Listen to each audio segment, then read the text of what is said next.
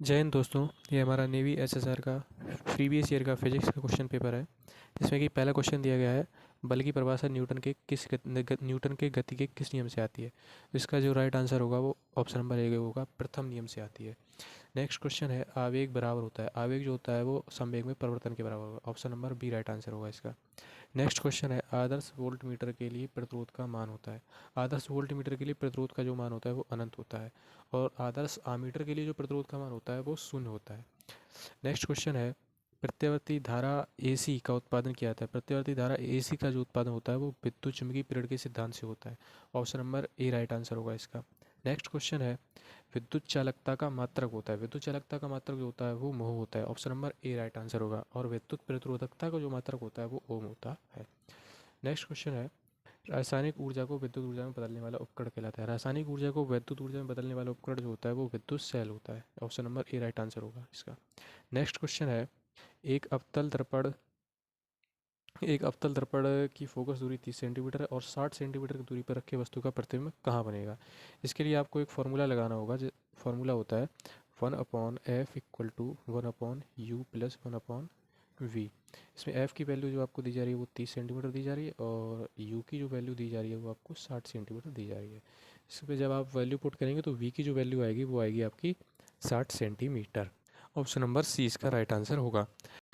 Next question है, एक parsec बराबर होता है, एक पारसेक जो होता है वो 3.08 × 10⁻16 मीटर के बराबर होता है। Option number A right answer होगा इसका। नेक्स्ट क्वेश्चन है, ध्वनि है, ध्वनि जो होती है वो एक अनुप्रस्थ तरंग होती है। Option number A right answer होगा इसका। नेक्स्ट क्वेश्चन है, नाभिक में पाए जाते हैं, नाभिक में प्रोटॉन और न्यूट्रॉन पाए जाते हैं। Option number B right answer होगा इसका। नेक्स्ट क्वेश्चन है, पॉलीथीन किसका बॉलक है। पॉलीथीन जो होता है वो C2H4 का बॉलक होता है। Option number B right answer होगा इसका।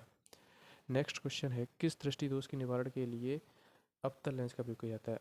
निकट दृष्टि दोष के निवारण के लिए अवतल लेंस का प्रयोग किया जाता है। Option number B right answer होगा इसका।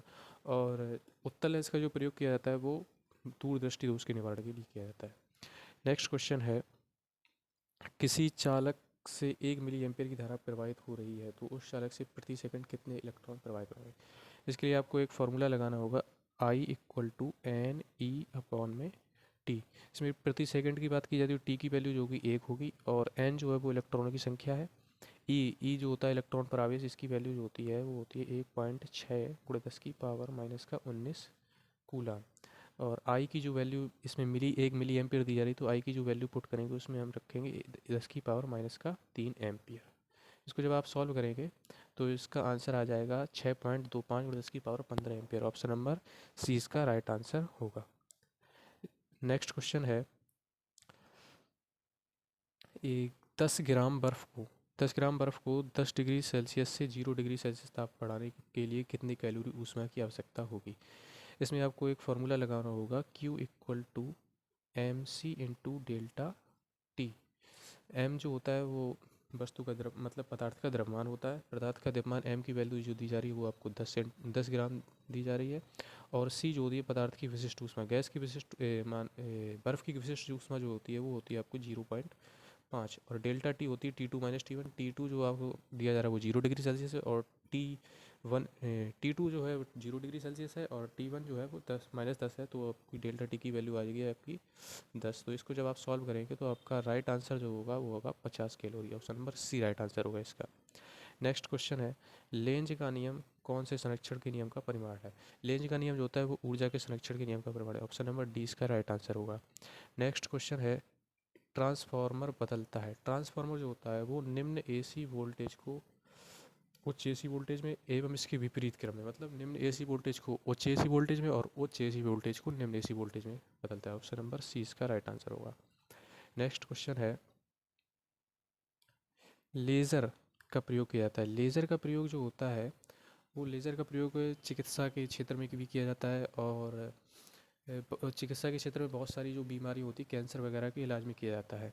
इसमें जो ऑप्शन दिए जा रहे हैं, हवाई जहाज उड़ाने में, मिसाइल बनाने में या छिद्र करने में, इनमें से कोई भी आपका राइट आंसर नहीं है इसके, इसलिए इसका ऑप्शन नंबर डी सही होगा, इनमें से कोई नहीं। नेक्स्ट क्वेश्चन है, 200 वोल्टेज एवं 100 वाट के बल्ब का प्रतिरोध होगा। इसमें आपको एक फार्मूला लगाना होगा, P = V² / R। अब आपको R की वैल्यू चाहिए तो इसके लिए आपको R वाला फार्मूला लगाना होगा, R is equal to V square upon में पी, और पी की जो वैल्यू दी जा रही है आपको 100 वाट दी जा रही है, और वी की जो वैल्यू दी जा रही है आपको 200 वोल्टेज दी जा रही है। इसको जब आप सॉल्व करेंगे तो इसका जो राइट आंसर हो जाएगा आपका, तो इसका जो राइट आंसर आएगा आपका वो आएगा 400 ओम। 400 ओम इसमें किसी भी ऑप्शन में नहीं दिया जा रहा है, इसलिए इसका जो इसमें से ऑप्शन होगा वो आपका डी होगा, इसमें से कोई नहीं। नेक्स्ट क्वेश्चन है, यदि किसी तार की लंबाई को दोगुना कर दिया जाए तो प्रतिरोध हो जाएगा। यदि किसी तार की लंबाई को दोगुना कर दिया जाता है तो उसका जो प्रतिरोध होगा उसके वर्ग के अनुपात में बढ़ जाएगा, मतलब कि दो गुना का वर्ग, दो का वर्ग करेंगे आपको स्क्वायर करेंगे तो होगा 4 गुना, मतलब कि 4 गुना हो जाएगा। Option number A right answer हुआ इसका। नेक्स्ट क्वेश्चन है, 36 सेंटीमीटर वक्रता त्रिज्या वाले लेंस की फोकस दूरी कितनी होगी। 36 सेंटीमीटर वक्रता त्रिज्या वाले लेंस की फोकस दूरी जो होगी वो होगी आपकी इसकी आधी आधी होगी। इसके लिए आपको एक फार्मूला होता है, फार्मूला जो होता है F is equal to R upon two. वक्रता त्रिज्या आर आपको दी जा रही है 36 सेंटीमीटर, तो जब 36 अपॉन टू करेंगे तो आपका आंसर आ जाएगा 18 सेंटीमीटर, मतलब कि ऑप्शन नंबर सी इसका राइट आंसर होगा। नेक्स्ट क्वेश्चन है, इलेक्ट्रॉन का आविष्कार किसने किया था। तो इलेक्ट्रॉन का जो आविष्कार किया था वो जे थॉमसन ने किया था, ऑप्शन नंबर सी इसका राइट आंसर हो जाएगा। नेक्स्ट क्वेश्चन है, किसी ध्वनि तरंग का तरंग दैर्ध्य 0.6 मीटर है तथा उसका वेग 330 मीटर प्रति सेकेंड है, तो इसकी आवृत्ति निम्नलिखित में से कौन सा होगा। तो इसके लिए आपको एक फॉर्मूला लगाना होगा, V equal to F lambda. जो वी जो होती है वो तरंग दैर्ध्य की चाल होती है, और लैम्डा जो है वो तरंग दैर्ध्य है, तरंग दैर्ध्य का मान है, और एफ जो है वो तरंग दैर्ध्य की आवृत्ति है। तो इसमें जब आप वी की वैल्यू रखेंगे, वी की जो वैल्यू है वो है 330 मीटर प्रति सेकेंड, ठीक है, और एफ इसमें जिसकी वैल्यू दी जा रही है लेमडा की वैल्यू, तरंग दैर्ध्य की वैल्यू दी जा रही है 0.6 मीटर। इसको जब आप सॉल्व करेंगे तो सॉल्व करने के बाद इसका आंसर जो आएगा वो ऑप्शन नंबर 20 का राइट आंसर होगा 550 हर्ट्ज। नेक्स्ट क्वेश्चन है, किसी एक जूल ऊर्जा कार्य करने के लिए 1 किलोग्राम की वस्तु पर कितना बल लगेगा यदि वस्तु 1 मीटर से बल की दिशा में विस्थापित हो जाए। तो ये तो एक सिंपल सा बल की परिभाषा ही है, जिसका मान आएगा आपका 1 newton. Option number A right answer होगा। इसके लिए आपको एक फार्मूला लगेगा, W is equal to F into D. F हमें निकालना है, W की वैल्यू दी जा रही है 1 जूल, और डी की जो वैल्यू दी जा रही है वो 1 मीटर दी जा रही है, 1 मीटर विस्थापन। तो इसको जब आप सॉल्व करेंगे तो आपका ऑप्शन नंबर ए इसका राइट आंसर हो जाएगा। नेक्स्ट क्वेश्चन है, प्रेरकत्व का मात्रक होता है, प्रेरकत्व जो होता है उसका मात्रक जो होता है वो होता है हेनरी, ऑप्शन नंबर डी इसका राइट आंसर होगा।